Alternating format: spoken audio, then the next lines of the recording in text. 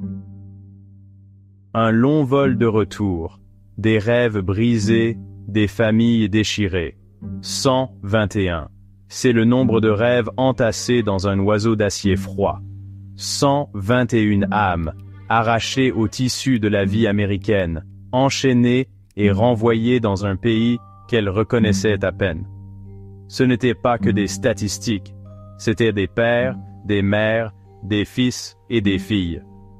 Ils sont venus chercher une vie meilleure, une chance de réaliser le rêve américain.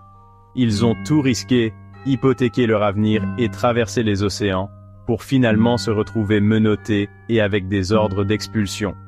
Leur voyage, alimenté par l'espoir et l'aspiration, s'est terminé dans le chagrin et le désespoir. Le vol de l'Amérique vers l'Inde était long, l'air épais de désespoir. Le poids de leurs rêves brisés les accablait, plus lourd que les chaînes qui les ligotaient. Pour beaucoup, ce n'était pas seulement un retour dans leur patrie, c'était une descente dans un abîme incertain. Qui étaient ces 121 âmes?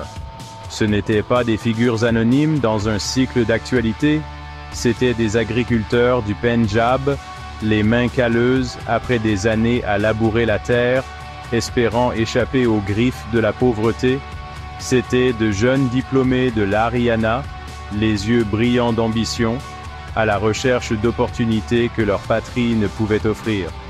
Il y avait Harpreet, une jeune femme qui a laissé sa famille pour travailler comme aide-soignante, envoyant chaque centime chez elle pour soutenir ses parents et ses frères et sœurs.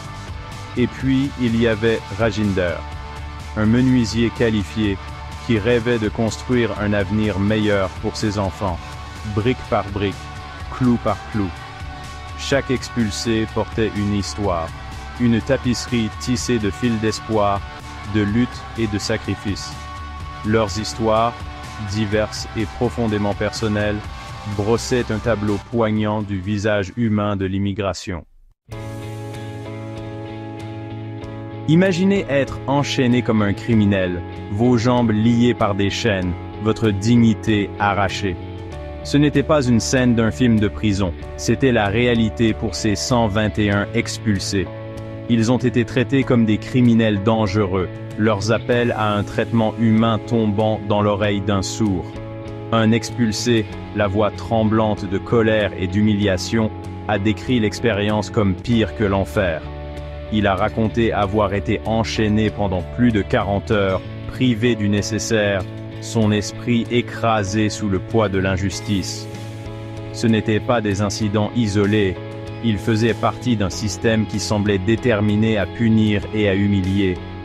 Les images d'expulsés enchaînés ont suscité l'indignation, non seulement en Inde, mais dans le monde entier.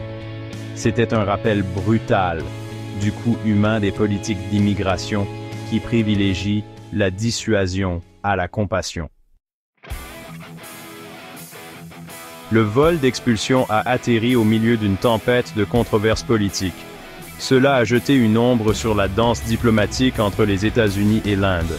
Les autorités indiennes ont condamné le traitement des expulsés, leurs paroles empreintes de frustration et de déception.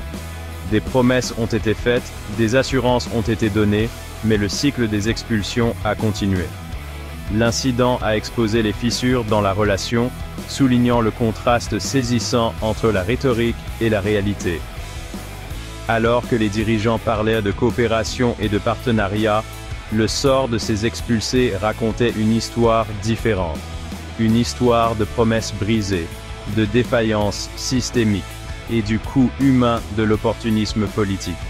L'expulsion de 121 Indiens était plus qu'un simple titre dans les journaux, c'était une tragédie humaine.